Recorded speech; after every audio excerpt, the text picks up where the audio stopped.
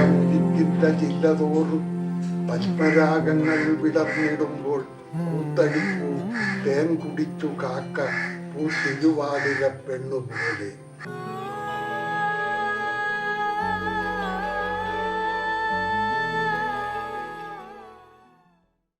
പുതുതലമുറ ചെറുകഥാകൃത്ത് സുസ്മേഷ് ചന്ദ്രോത്ത് സംവിധാനം ചെയ്ത നളിനകാന്തി എന്ന സിനിമയിലെ ദൃശ്യങ്ങളാണിത്. ഈ സിനിമയ്ക്ക് ആധാരമായതാകട്ടെ മലയാള ചെറുകഥാ പ്രസ്ഥാനത്തിലെ അധികായനായ ടി പത്മനാഭന്റെ ജീവിതവും. എഴുത്തിനു മുൻപേ നടന്ന ആചാര്യനൊരു ദൃശ്യപ്രണാമം. പത്മനാഭന്റെ കഥയും കഥാപാത്രങ്ങളും സിനിമയിൽ കടന്നുവരുന്നുണ്ട്. കണ്ണൂർ സവിത ഫിലിം സിറ്റിയിൽ ക്ഷണിക്കപ്പെട്ട അതിഥികൾക്കൊപ്പം ടി പത്മനാഭനും ചലച്ചിത്രത്തിന്റെ അണിയറ പ്രവർത്തകരും പ്രേക്ഷകരും ചിത്രത്തിന്റെ ആദ്യ പ്രദർശനം കാണാനെത്തി. എഴുത്ത് വേറെ, സിനിമ വേറെ. സിനിമ എഴുത്തുകാരൻ്റെതല്ല, ഫിലിം ഡയറക്ടറുടേതാണ്. ഈ കഥ അയാളും വായിക്കുന്നു, ഡയറക്ടറും വായിക്കുന്നു.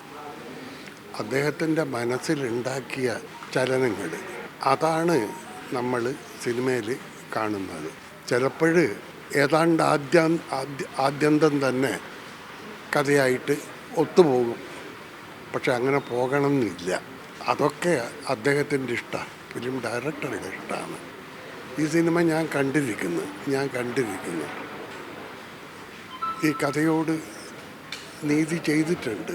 ടി പത്മനാഭൻ എന്ന എഴുത്തുകാരന്റെ ജീവിത ചിട്ടകളും എഴുത്തുരീതികളും പ്രേക്ഷകരിലെത്തിക്കുകയാണ് സംവിധായകന്റെ ലക്ഷ്യം. നളിനകാന്തിയിലൂടെ നമ്മൾ പറയാൻ ശ്രമിക്കുന്നത് ടി പത്മനാഭൻ്റെ ജീവിതകഥ ആണ്. പക്ഷേ അത് അദ്ദേഹത്തിൻ്റെ പല കഥകളിലും അദ്ദേഹത്തിന് ആത്മകഥാംശം കിടപ്പുണ്ട്. അപ്പോൾ ആ ആത്മകഥാംശമുള്ള കഥകളെല്ലാം എടുത്തിട്ട് അതിൻ്റെ ഒരു കുറച്ച് ഭാഗങ്ങൾ, അല്ല അതിൻ്റെ സാരാംശം, അതും ചേർത്ത് ടി പത്മനാഭൻ പറയുന്ന അദ്ദേഹത്തിൻ്റെ ജീവിതവും ചേർത്ത് പാട്ടുകളും ചേർത്ത് നമ്മൾ അങ്ങനെ ഒരു മിക്സാണ് ഇതിൻ്റെ ഒരു ഉള്ളടക്കം രൂപപ്പെടുത്തുന്നതിനായിട്ട് എടുത്തിട്ടുള്ളത്. കൽക്കത്ത കൈരളി സമാജത്തിന്റെ ബാനറിൽ ടി കെ ഗോപാലനാണ് നളിനകാന്തി നിർമ്മിച്ചിട്ടുള്ളത്. നളിനകാന്തി ഉടൻ തിയേറ്ററുകളിൽ പ്രദർശനത്തിനെത്തും. പച്ചമുരിക്കിന്റെ ജില്ലതോറും പത്മരാഗങ്ങൾ വിടർന്നിടുമ്പോൾ കൂത്തടിപ്പൂ തേൻ കുടിച്ചു കാക്ക പൂത്തിരുവാതിര പെണ്ണുപോലെ.